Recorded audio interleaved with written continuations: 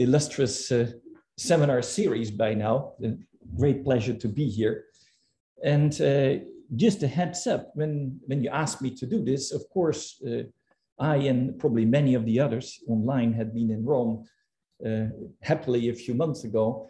And I spoke there about work on essentially signal analysis in the context of earthquakes or associated with earthquakes. And I didn't want to repeat my talk or material of this talk, so I decided to talk about something quite different. As Chris knows, we spoke about it.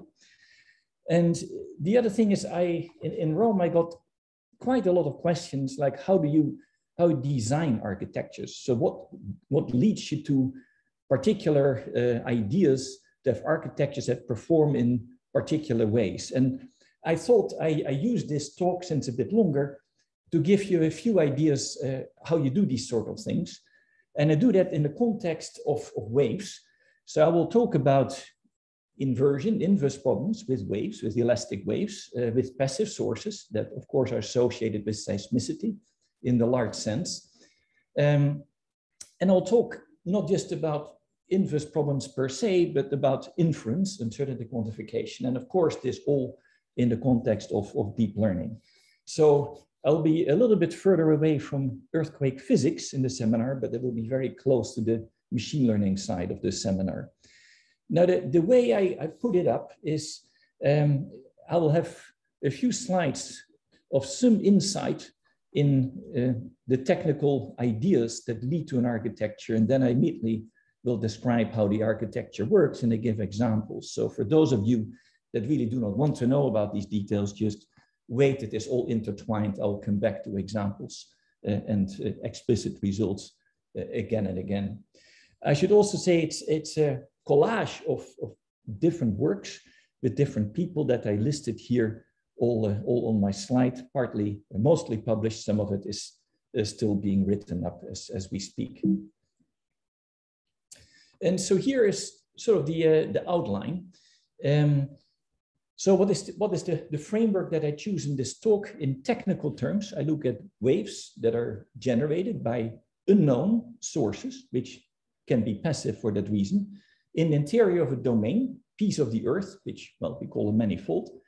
And since we do not know the sources, so we do not know their magnitude or where they exactly occur, and we do not know the wave speed, say in simple terms, the P and the S wave speeds, we need to determine both. And so wave speed we think of as a metric, and the sources, well, we can think of it either as points or they can have some support. They don't really have to be points, but let me keep it for this talk as simple as possible. And so we'll go through four examples or four approaches that had different sort of initial tasks but are interconnected in the context of waves that I would like to describe. And so the focus will be on, you start with a network, how do you design it that it's specifically suited to perform well, and in particular to perform well in the unknown, and what are good strategies to design them and to basically train them. So the first problem I'll address is, so if you have a wave speed and a source, but I can, in principle, if I want to solve the right equations, I can solve for the equations. I have a wave solution. And then the wave solution, I can have an interior of the Earth, but I can then restrict it to the surface and then have boundary values. And so we have the well-known direct map from a wave speed to, say, values at the surface of the Earth. That's a nonlinear map. And we'll talk about the network that can represent this well and is actually trainable.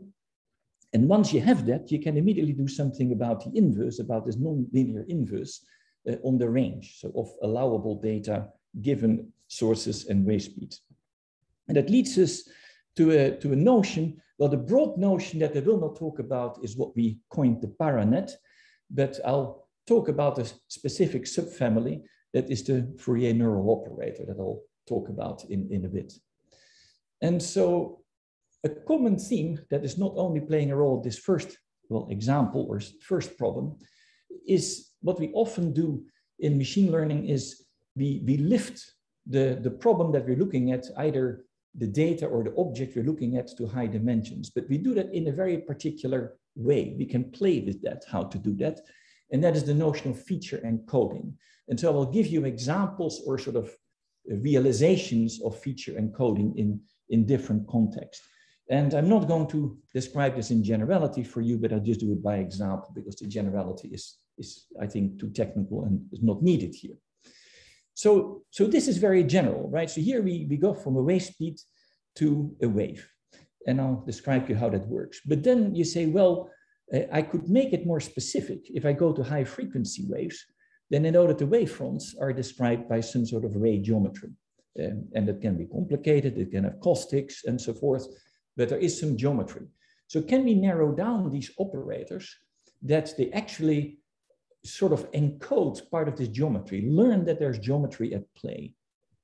Now, why is that interesting? We like to design these neural networks that represent the physics, but then we need to train them. And we train them on very artificial scenarios. And so the interesting question is, once you train them, did the network really learn, well, if you wish, the physics or the problem at hand? And that means, can it actually work out of distribution that you used for training? So can it actually work in the unknown? So that is the question of inductive bias in machine learning. And these networks do exactly that. So I'll show you a nice example under 2 of inductive bias. Once you narrow down the architecture of the network to capture the geometry of high frequency wave propagation and scattering. So then I switch more towards the inverse problem side. So I'll say a few words about, well, if I do not know the wave speed and I have a cloud of sources that sort of occur very closely in time. So it is not clear how to disentangle different sources when you measure them in an array, say of 20 centers. And so now I need to determine both the wave speed and all these sources that happen pretty close together in time. How can you do that? And so that's the nonlinear joint prediction of both from observed data, say in a sparse array. And it brings us to the notion of deep consensus learning. And so it's another concept in machine learning that is very well tuned to this type of question. And then I'll go back to the inverse problem that I posed under 1, I revisit 1, and we'll go and look into inference and posterior distribution estimation from the direct map, the conditional trumpets, and see how that can perform. And the interesting question here is, if you do this right, we can study inverse problems mathematically, and we can understand uniqueness conditions and so forth. But often we don't have reconstructions, and it can occur that in the Earth, there can be regions where uniqueness would hold, but then there are regions where uniqueness would fail. And so strictly mathematically, you get sort of stuck. But with neural networks, you can look past these regions of non-uniqueness. And once it becomes unique again, you can actually still recover it. So you have a very unusual way of sort of doing predictions that gives you estimations, inference, past the conventional notion of uniqueness, even in the strictest mathematical sense. So networks are very powerful tools to do that. Other things that I would like to mention is, if you design networks well, they become discretization invariant. You don't want to rely on a particular numerical scheme or numerical underlying idea, either for training or application. So you want to keep in mind that you don't want to be sensitive to any discretization. So I will go through these 4. I'll give an idea about the underlying technicalities to design a network that exactly does that. And I'll show you, I admit, mostly synthetic examples, how these networks perform. And again, let me know if you have any questions. I'm happy to give you more details. So this is part 1. So we're going to learn the wave speed to wave solution or data, it's boundary values map. And with that, we can also learn the inverse map. So this is sort of the nonlinear waveform inversion, completely nonlinear. So this is not sort of a full waveform inversion. This is a complete inverse, if you wish. And this is joint work with the various people, Lara, Wang, Xiang, and Andrew Stewart, with whom we work on various projects. And that's partly still work in progress. So here come a couple of sort of technical slides, and I'll soon switch to a diagram to explain you what is going on. But it gives you sort of an idea, why do you write down a network for this problem the way you do? So think of the following. A think of the A as the wave speed. It's a function, and it's a function, say, in 3 dimensions or any dimensions if you wish. And you want to learn how to map the wave speed for some unknown source to the wave solution that I call U, which is also a function. And so let me do it for now, for the sake of argument, in the time harmonic sense. So I'm looking at, say, waves in the frequency domain, if you wish, and I just fix the frequency for now to make the argument as simple as possible. So I have a map between functions. Now, the key thing is, what I do not want to do is I do not want to discretize these functions in space. So when you do numerical analysis, what you would do is you would come up with a numerical scheme, like a finite element scheme, discretize your matrices, and then you go from there. No, what you shouldn't do really is you consider them truthfully as functions and you leave them as functions intact at this moment. And then you do what I mentioned at the beginning. We do some sort of realization of feature encoding. We lift the functions to a high dimensional space, which has very nice properties. You can prove that, which I'm not going to do here. And so what you do is you take the function A. So the A can be sort of P and S wave speed. It could, for that matter, be a stiffness tensor. But now you lift it to a way higher dimensional space. So that's what we call R. So R lifts essentially A at any given point in space. So this is pointwise in space. It sort of injects it, it lifts it to a high dimensional vector. And that's where everything is going to take place. And we preserve X. So we have a vector and we have actually the spatial dependency. And once we are done, we need to project back to reality, right? So we do sort of, not quite the inverse, I can do it. I project back to the reality. So if I, for example, a displacement, I have 3-component displacement for you. So go back to 3 dimensions from these high dimensions. And I do that again pointwise in space in this case. So this is the idea of lifting and projection, but it is sort of a simple realization of very general feature encoding principles that have very nice properties in learning, in actually being able to represent these type of maps with neural networks. Now, what is the idea? If you have seen neural networks, and many of you have, the first thing you encounter are linear transformations, affine transformations, matrix vector multiplications. And we do the same. These are the W's. So we do that, but we do that on the vector components after we have lifted A. But now we also have the X dependence. There's still functions in there at this moment. So how do we do something similar with functions? Well, we use an integral operator. So we introduce an integral kernel and we just honor it as an integral operator rather than a matrix because it's non-discrete. It acts on functions, and we do that additively. So what we do essentially is the following. When we go from layer to layer, we have, say, an input, say VL, from layer L going to layer L+1. So we consider the L's layer. So this is your usual operation that would only work in the vector components. But now it's also a functional space. So it's still a function. Here's your classical bias, but your bias is still a function of X. And what you add is an integral operator. And this integral operator does the analog of this linear transformation, except it acts in the X variables. So it's an integration, say, over Y that maps functions into X. So this is just an integral kernel. And so then, of course, I can do a few other things. I can add another linear contribution. That is a detail. So the idea is objects live in space, but I still want to make use of the lifting capability of a network. And it's the simplest way to realize that. And so this is essentially what is being coined as a neural operator. So this is a layer of a neural operator or a neural operator network. And so we are mixing local and non-local operations, and the components of the lift, we actually refer to machine learning as channels. So we actually generate a lot of channels. So this is sort of how it looks like. So that was the technical part, if you wish. So we do this, so we lift, and we lift, say, the wave speed. Then we have the layers that I just described. I do L layers, and then I project, and this is my network. And so that gives me this mapping, and it has all sort of nice properties that you can study. So here's the diagram. So you lift, you go to high dimensions, you do that pointwise, then here you have all these layers with activation functions in between, and then you project. And now I said, well, we have learned about convolutional networks. I think almost anybody here will have heard and applied CNNs. Well, how do we do a convolutional version? Well, we we make the kernel convolutional. That means I can implement it via Fourier transform. And that's exactly the idea. You hardwire in the Fourier transform as a layer. You multiply then the kernel because it becomes multiplicative with weights theta. Then you do an inverse Fourier transform, and then you bypass it with the linear layer, you add and subject it to an activation function. And so by implementing the convolutional example of such a network with Fourier transforms, that is where the name Fourier neural operator comes from.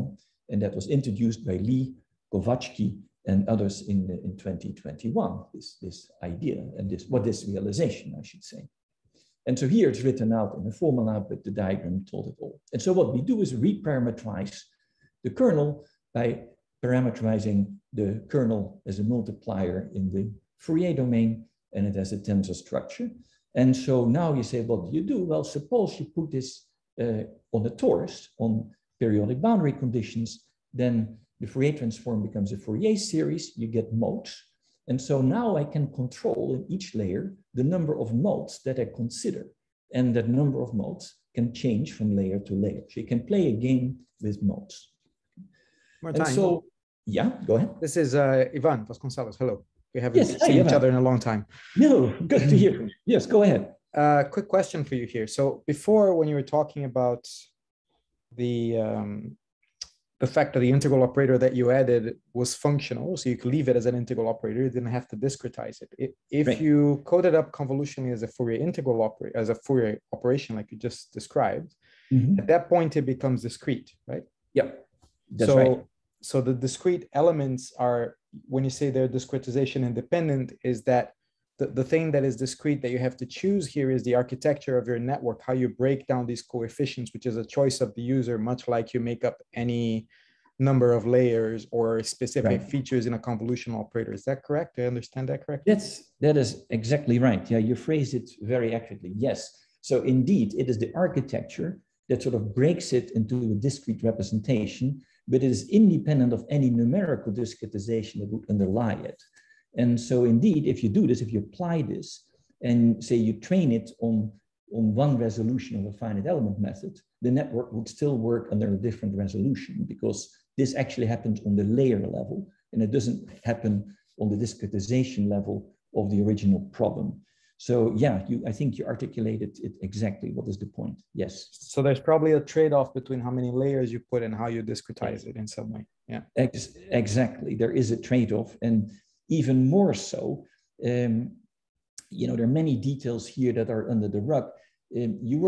So the number of layers plays a role. The width, of course, plays a role. The number of modes plays a role, right? And the number of modes typically needs to increase in depth. This might be counterintuitive. You would think when you train a network that would be harder, but in fact, you can show that the network starts to perform or is more trainable if you start with relatively few modes and you increase the number of modes when you go through the network. So the whole notion of discretization is very sort of non-uniform in some sense. So the modal picture changes from layer to layer. That is quite essential to make these things train properly.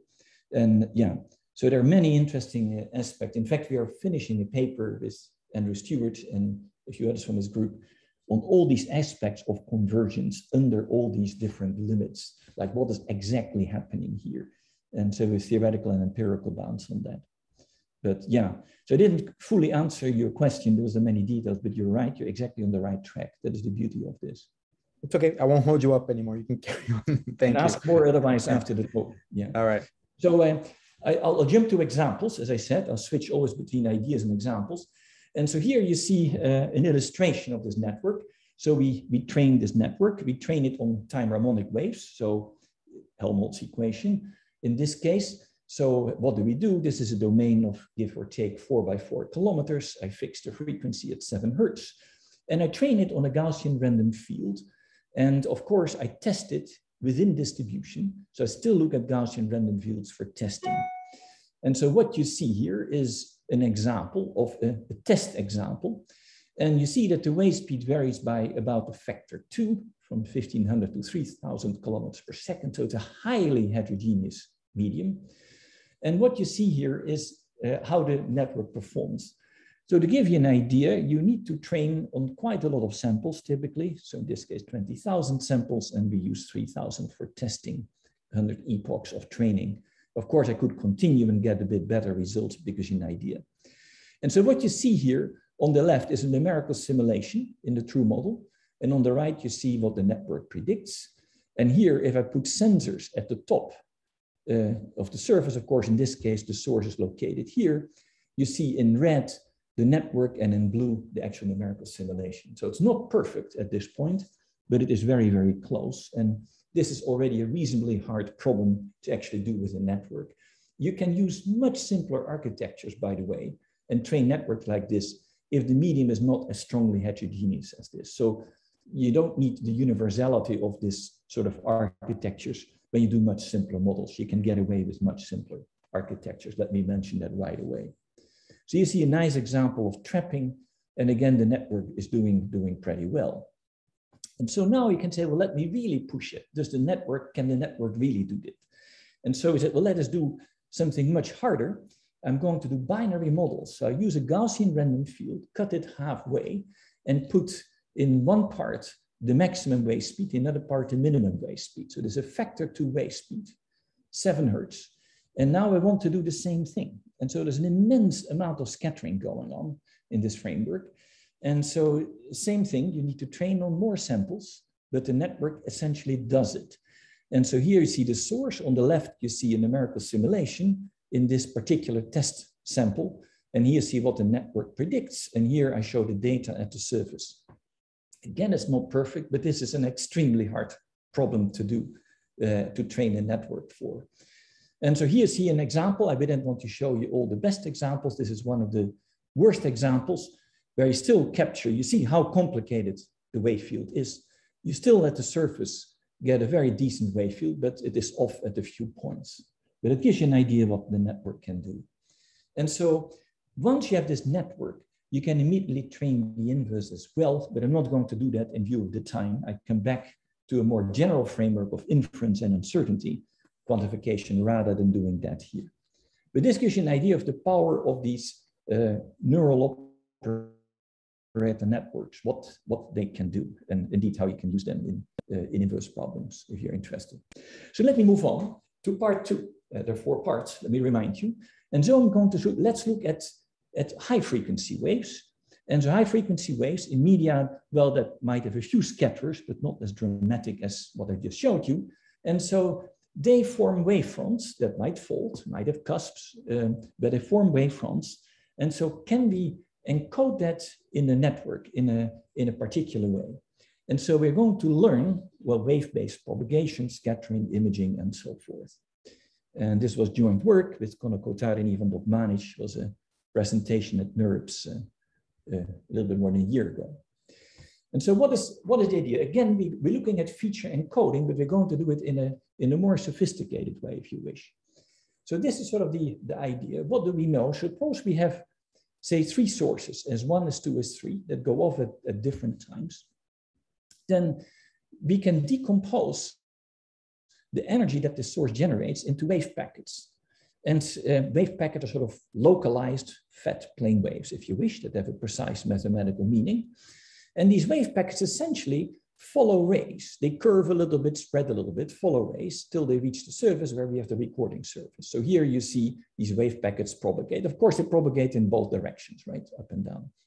And so if we look at the surface, the sensor traces, here you would see these wave packets come in, right? And so these wave packets are sensitive to rays because they have sort of a localization and an orientation. And that's exactly what rays do. Rays in phase space have an orientation, direction of propagation, and of course, a location, a point where the singularity is at a particular time. And so we think of the wave speed now as being encoded via sort of a latent vector. So we have a latent code for the wave speed here. And I think I call this mostly sigma. So this is sort of the idea that we want to capture in a network. But let's first step back. Oh, by the way, for reflections, of course, it works similar. You have an incident wave that you can then decompose depending on the orientation of the reflector. It's sort of a generalization of Snell's law, where you transmit and reflect following wave packets. And so this is this phenomenon that you can analyze you want to capture in an architecture of a network. And so how do you do that? Here come again a couple of theoretical slides to tell you how you design the network to do that. So the idea is the following. You take the Fourier transform that you already did of, say, the initial data or the source field for that matter. So this is the Fourier transform from x to psi, say in dimension 2 or dimension 3, written as het. And so, well, how do I describe propagation, scattering, imaging? I can always describe it in the following way. I take the Fourier transform. I have an amplitude and a phase function. And basically, I then integrate over the Fourier variable to get the output. So if I want to propagate, scatter, or image, it can always be written in this form via an amplitude and a phase, modulo smooth contributions. This goes back a long time to the work of Hart Smith and Candace and de Manet and our own work from more than a decade ago. And so this is based on separation of scales.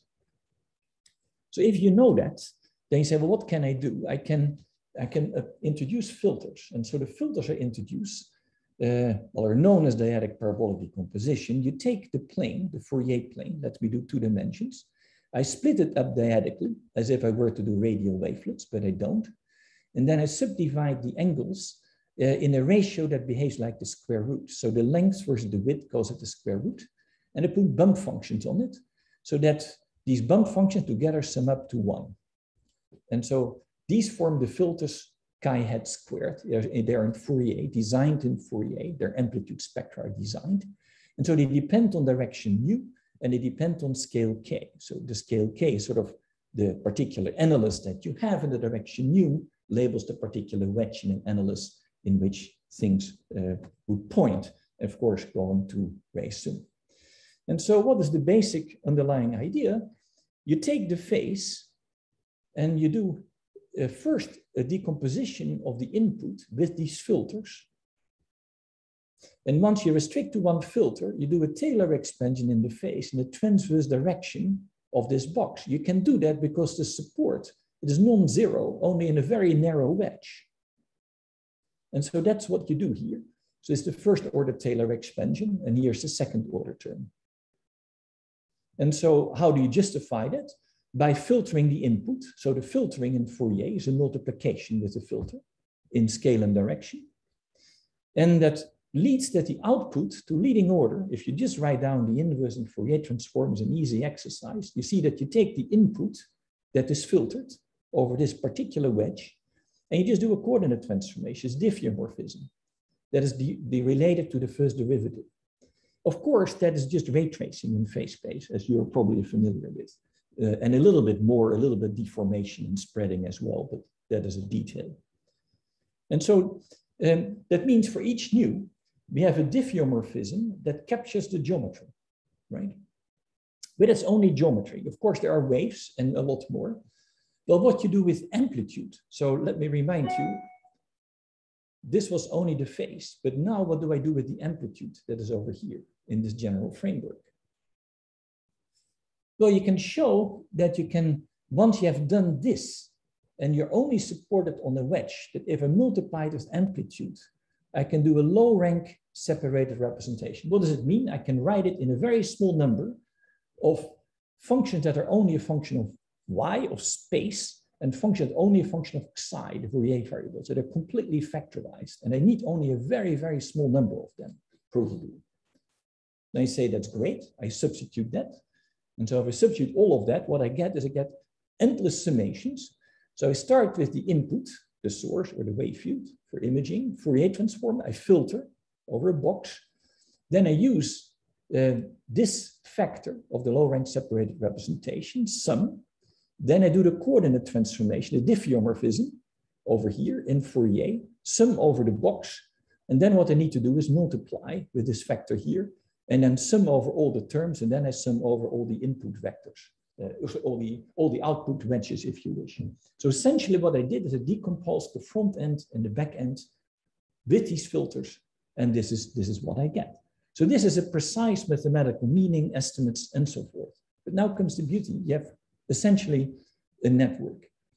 So let me identify the filters version of nu as C nu k. Let me identify the convolutions with these theta h nu k of u, and then the multiplications at a. then essentially this is my neural network.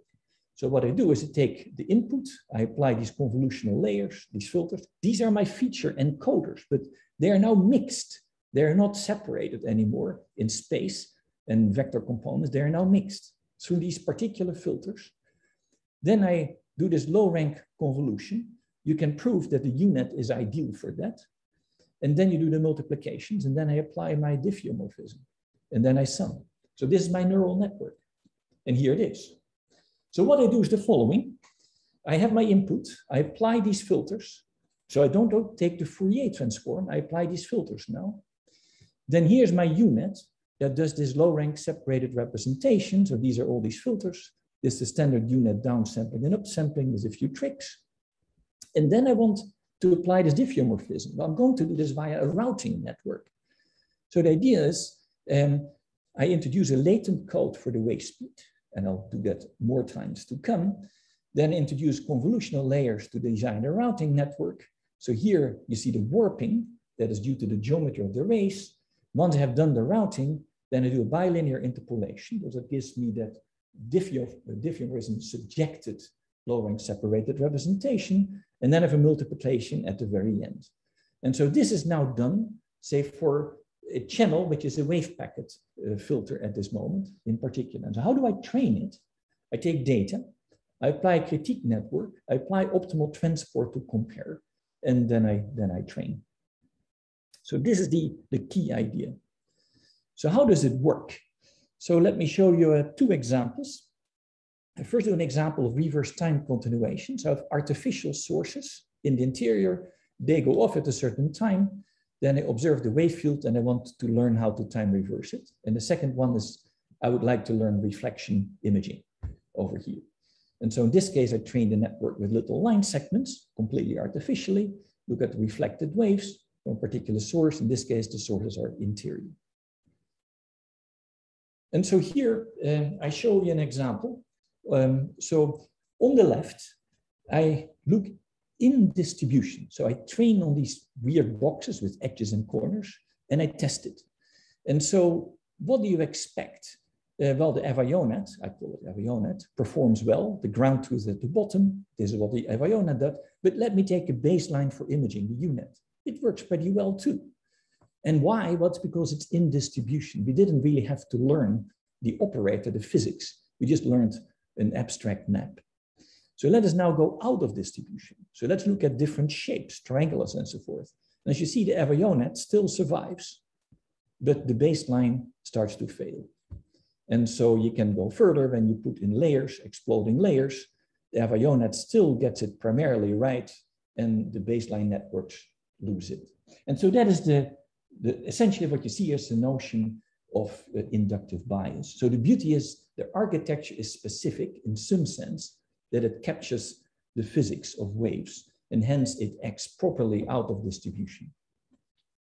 And let me show an example. The same is true for reflection imaging.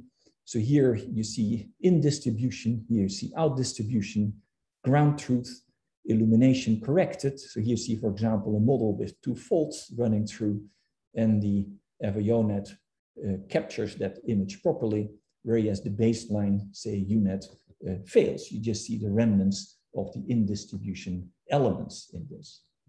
So it gives you an idea what you can do when you look at high-frequency waves. Okay. So let me move on to the third part. And so I would like to tell a little bit about... Maarten, can I ask a clarification question about the second part? So Please. In this training, because you've used your description, which is based on the FIO and on the scale separation, I assume that this training is with the scattering potential being the variable, but the background is constant, or when you train it? Let me see if I understand your question. So the background is a wave speed, right? Yeah. And that sort of determines the geometry, and the geometry I encode via low-dimensional latent code, and didn't say much about it, but I'm going to do that in part 3, how to do that. But yeah, so was that your question about this background latent code? Is that correct? Yeah, well, I was just wondering that the pictures that you show seem to indicate that you'd have like a constant background and the scattering is varying. No, the background, in fact, here we had a Gaussian lens. Yeah. In this case, so here you see also the caustics form. So this was actually a pretty non-trivial background. But the reason I asked is that if you do the scale separation and use the FIO representation, the background is outside of the range of that operator. It is defined within the operator, but is outside. So it has to be part of the training, right? Correct. Yes, correct. So your question, I have two pieces. I have essentially, the object on which this operator or this network acts. And then I have these latent codes that define the network in some sense, which is the wave speed. And this moment, I didn't say anything about it. I just fixed it. Okay. So it was what it was, and I fixed it both in training and testing. So you're right. All right, that makes sense. Thanks. Yeah, but the question is, so what do you do next? And that is indeed where I come to deep consensus. And so I'll give you now the principle in part 3, where I say, well, I'll give you a slightly different example, but it would apply here equally well, how you can use deep consensus to make this part of the training as well. But for that, you need a low-dimensional latent code for the wave speed model. You can't do this, of course, at high resolution. So I suggest after the next part, and you still have a question about that, how to do this in this context, let me know, and we can come back to it. And so a tiny little intermezzo, because for deep consensus that I will introduce now, I need to introduce the notion of an injective flow. Injective flows we introduced last year at UAI 2021 with Conor Kotari and Cora Shah-Dizadeh and Ivan Dokmanic. And we have another paper that will come out soon on this. What they are, and I'll come back to that later, this is a little sidestep as an ingredient that comes back once we talk about inference. So let's step back for a moment. When in unsupervised learning, it is quite common that we would like to model, say by some generative approach, a high-dimensional distribution from samples unsupervised. It's sort of a fundamental task in unsupervised learning. And so for an example is a generative adversarial network. But these are very hard to train. They have problems of mode collapse and many other things, though they are very powerful and very expressive.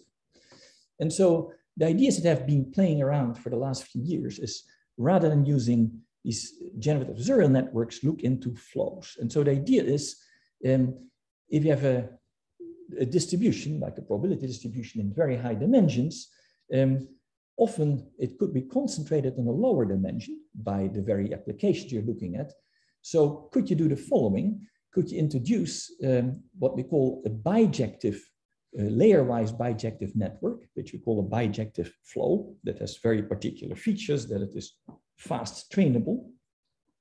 And so that is sort of indicated here, where I have a generator component, but it's bijective, so I can invert it. So there's an encoding component in orange. And then add an injective layer. So that means I sort of keep the invertibility, but on the range. And so with that, I can increase the dimension as high as it needs be. And so I can then, in some sense, learn distributions by sampling in very low dimensions, the distribution in very high dimensions, but that is sort of concentrated near a low dimensional manifold, namely the dimension of this latent space. So that is sort of the concept in a lot of applications and a lot of natural phenomena. This is a very reasonable assumption to make. And it's extremely effective and powerful to do this. So you need to come up, there are a few ingredients here, how to design it. You need to understand how you can make, in particular, rectified linear unit networks injective. That gives you conditions on weight matrices and the like. Then you can come up with what is the minimum expansion you need in dimensions, which is a factor 2, but you can have an explicit form for the injective layers. And that allows you to project onto the range of the network. Why is that important? I never have access to perfect data, right? I have always noisy data. So I need to be able to project noisy data onto the range. That would be an NP-hard problem, except for a minimal expansive layer, we can prove that we can effectively project actually onto the range of the network. And then last but not least, you can train this network separately for the injective and the bijective part. And so the injective part sort of shapes the manifold here in yellowish, whereas the bijective part primarily shapes the distribution or the density that is sort of concentrated on the network. And so you do first the injective part and then the bijective part. You get inductive training. You can in fact show that you can do this layer-wise. So it's a very powerful learning scenario. So I come back to this idea once we come to actual inference, completely nonlinear inference of inverse problems, but I'm going to use these injective flows in the deep consensus setting. In work, joint work with Hope Jaspersen, Conor Kothari, Leonard Seydoux, and Ivan Dokmanic. And so here I come to that question that was just posed. Suppose you have an operator, but there's also a dependency in the wave speed here. So in this case, the operator would be, I want to locate sources, but I do not know the wave speed either. So I want to do a joint prediction of wave speed and source locations. And so how do you do that? And here I would like to illustrate it in an even less ideal situation where I don't have a dense set of sensors. I only have a few, say, I think here about 20 in the examples that I will show. And so the idea is the following. You have a wave speed model, a velocity model.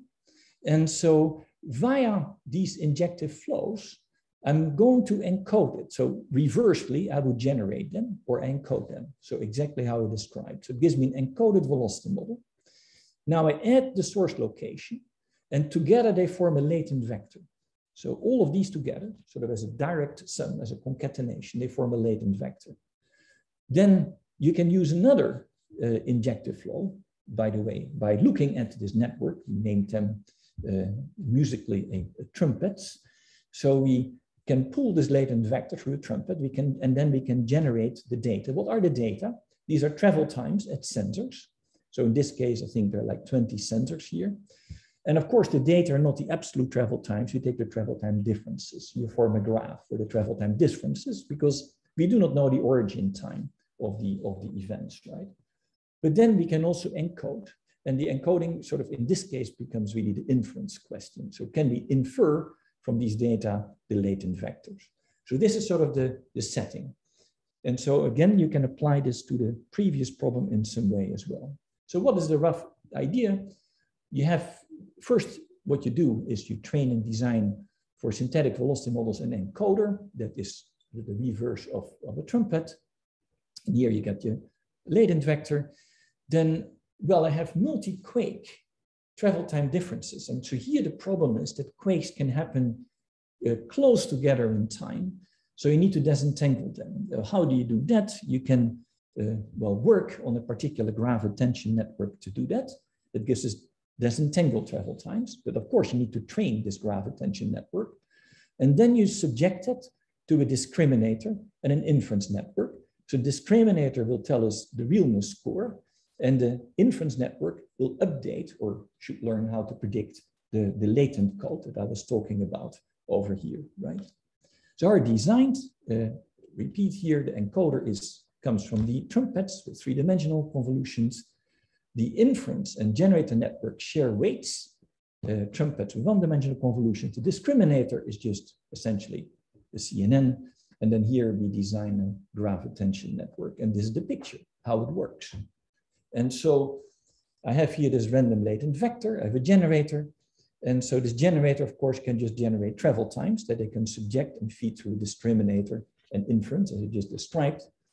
But it can also generate travel time differences. And that can come from travel time differences from the observed side or from a synthetic side. So it can also feed the network synthetic data, right? Sort of a mixed reality type mindset, though not quite. So I can generate random velocity models, random source locations, compute the high frequency waves, and feed it into this network as opposed to the actual observations and the disentanglement. And then I subject them to, again, discriminator inference. I look at the realness score, fake or real, and then via these different combinations, I can update the latent code that can go back to the generator. And that is how the network is trained, and that is how we can do both at the same time. So this gives you the idea how you set up these ideas when you do not know the wave speed and the source. So let me see, in view of time, I'll move on, and I will give my final part of the talk on how can you use all of this to actually do an inverse problem, rather than learning the inverse of the network that I set out in part 1 of my talk. Let us try to do variational inference and try to do an estimation of the posterior distribution, uncertainty quantification, in a completely nonlinear sense. So this is not the linear Bayesian theory. This is a complete nonlinear viewpoint. And so for that, in order to do this efficiently, we'll introduce conditional trumpets, and I'll do that in 2 steps. Now, first, I always like to show this example we generated a little while ago. It's a very simple example where I do 2-dimensional tomography. And what I do is I have some model, and in the model I embed a symbol from the MNIST data set, just as an artificial thing. And I only have 4 sensors, and I measure the travel times between the 4 sensors. Of course, since it's MNIST, you have a low-dimensional data set, so you can do something with 4 sensors. And then you say, okay, it's fine. I run my uncertainty quantification, my posterior distribution. And the point, I will explain you how we do this, but the point I want to make with this figure, I found quite remarkable. So the input is the number 4. If I were to do a point estimate, for example, a map estimate, then from the posterior that you estimate, this looks like a 9, right? This is your uncertainty. But if I take samples from the posterior that I've learned, look at the samples, many of them look like a 4. So this is a sort of a highly underdetermined problem, but the posterior samples are really remarkable. It is usually better to look at the posterior than just looking at point estimates. That's the moral of this story. So it is very relevant, I think, to pursue this much further, and I give you here an idea how to set it up with the injective flows that I introduced. So this is the same picture that I showed before. I just give some symbols. H is the bijective flow. H inverse is the inverse thereof, the generating and encoding stages. And this is the injective generator and encoder. And so this picture is exactly the same as I described before. So I have an injective map, and I have a bijective part. The injective part I call G. The bijective part I call H. And of course, they both consist of multiple layers in both cases. In fact, to be precise, I use a variation on coupling layers to build the bijective part. You can prove all sorts of things about it. In some sense, these are universal approximators of distributions of densities on manifolds or maps between manifolds, but there are some topological restrictions. So the topology in this setting cannot be anything, and these details I leave aside. But these are very, very general and powerful networks that we know now today in recent work. So what is the idea? So we have our network, our generative model, F theta, that I just described, with combined weights theta. So that generates the distribution. And so the output of the distribution, I will call X. So Z is the latent, is an element in the latent space. So here is Z. And what it will produce out of it in the end is X. Okay. And so I sample Z, and that gives me samples X of a distribution, say P of X, right? So the likelihood of generated samples through this network, if we are just given a distribution in this low dimensional world, let's call this PZ, is just simply via the mapping properties described, the PX is described in terms of the PZ. F dagger is the inverse of the network on the range of the network. Of course, it's not invertible, but it's invertible on the range. And then here you can express everything else in terms of determinants of the network. And the network is designed that you can compute this term extremely fast, which is very important for training this network. The details aside, this is in the papers. And so, of course, when you train this, X will in general not lie in the range of the network, but this is in fact the likelihood of a projection of X on the range of theta, right? And then we'll give it training data. And so let's assume that there's a true distribution that we do not know, but you pull samples from training data from this distribution peak psi, And then these are, say, the xi-i's, and this is the data that you use for training and supervise this network. And as I mentioned, I assume that the dimension of the latent space is much lower than the dimension of the embedding space. So think of it in terms of imaging. You can have an extremely high resolution image that can be sampled from a very low dimensional distribution in the latent code. That is sort of an imagination you can have. Now, what you can prove is that you can train this, as I briefly said, in 2 stages. You can first train the injective part via mean square error criterion. And so what you really do is you project here onto the range of the network, of the injective part of the network with the training samples. And once that is trained, you can train the bijective part via maximum likelihood training phase, where you fit the remaining weights.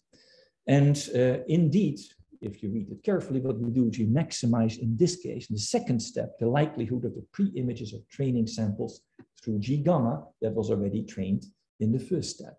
So you have an inductive training scenario. So that's the beauty. You don't need adversarial training on the densities, the distribution. It boils down just to a maximum likelihood criterion, which is much easier to train. And so what is the posterior? So the injectivity of the trumpet generator of theta and the assumption that the model data concentrate close to the range of theta, of course, allows us to write a posterior x. So let's take a sample of the data, y, fix that. Then this would be the conditional distribution, the posterior distribution. But via the generator, you assume that it is mapped from a distribution z to x, so that is where it is.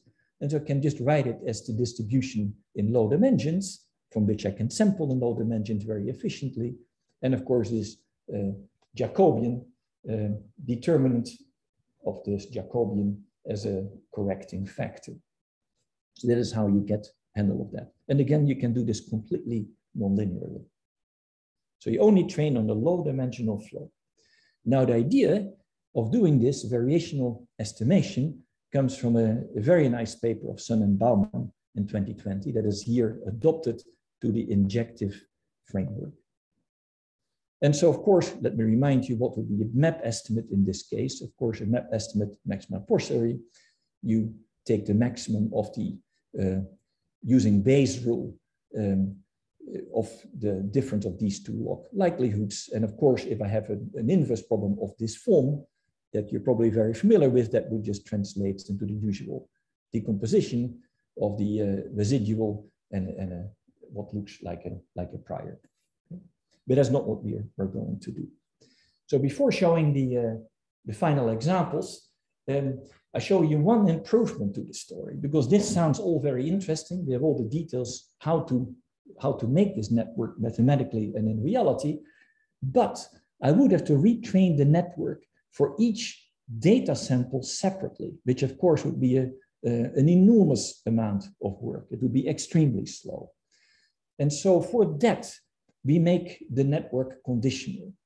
And so we make this generative model that we just designed conditioned based on the measurements. So how do you do that? So here we have this essentially what's called amortized variational inference. We approximate this conditional distribution now explicitly by y, by the measurements. And this is now going to be parameterized not by q theta, but by q theta, where the weights theta depend on y. And so that can be written as a standard Gaussian subjected to a composition, push forward, with this generative model that is now conditionally dependent on the measurement y. So what's different from before, again, is the y dependence. And so this now becomes not an injective flow, but a conditional injective flow depending on y. And the posterior samples, f theta zy, are then generated where z is just a Gaussian random vector and y is then a measurement point, a data point. So the question is, how do you do that? Of course, I assume that I have a training data of pairs. So how do you do that? So this is how it looks like. What you introduce, in addition to that, to make this work, is a conditioning network that you train as well, that extracts features from the data. So here's the data. You extract features from the data, and they feed into these layers. These are the bijective layers, and they feed into the injective layers. They are over here.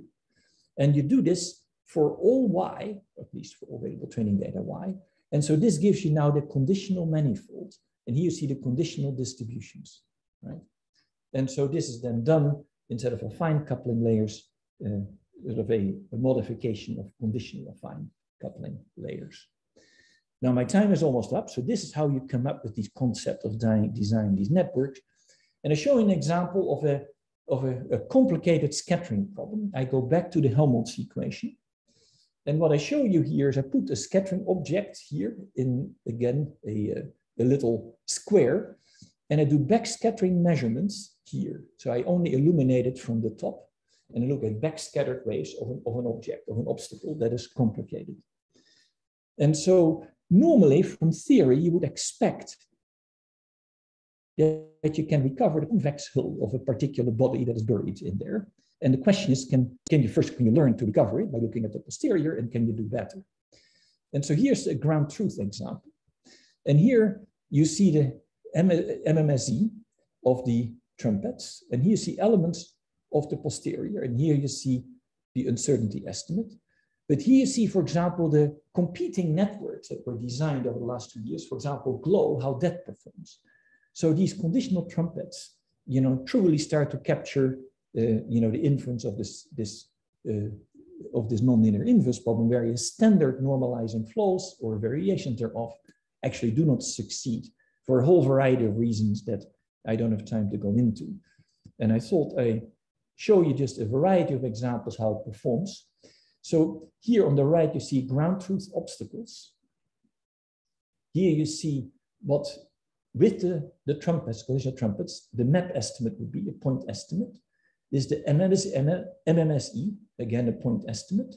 You see the uncertainty, and here you see samples from the posterior. And so, for example, here you beautifully see, for example, here something sticks out over here, and indeed in the MSE, you see it sticking out. You see here, for example, a piece sticking out over here, it sticks out over here. So normally you would expect only to recover the convex hull, but by doing the complete nonlinear inference, or variational inference, I should say, this is not exact variational inference, you're actually able to get extremely good estimates. And it opens the world, of course, for doing nonlinear inverse problems past standard uniqueness. And my time is up, I see, so let me just make a few remarks. So this gives you an outlook when you work in a world with unknown sources, unknown wave speeds, and sparse acquisition. And so where does this apply? Monitoring, of course, inverse problems at large, but monitoring and forecasting in I think, fault zones, earthquake zones. If you want to monitor changes in P-wave speed, for example, in a fault zone, this would be a way to do it with full-blown uncertainty quantification.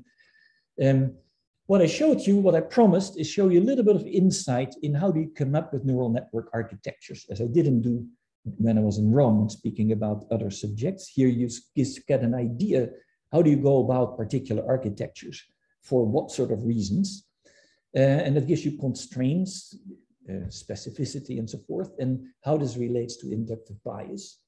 And it gives you a paradigm shift in inverse problems. First of all, it is data-driven enabled. You do not need to know all the physics, and you can sort of determine things in combination jointly, but inherently rigorously. And so it allows you to even go past what we know from uniqueness, even under idealized circumstances, that you can piece together parts that should be uniquely determined and deal with regions and identify regions that one cannot determine. Of course, you can regularize, but then you see something just like a prior.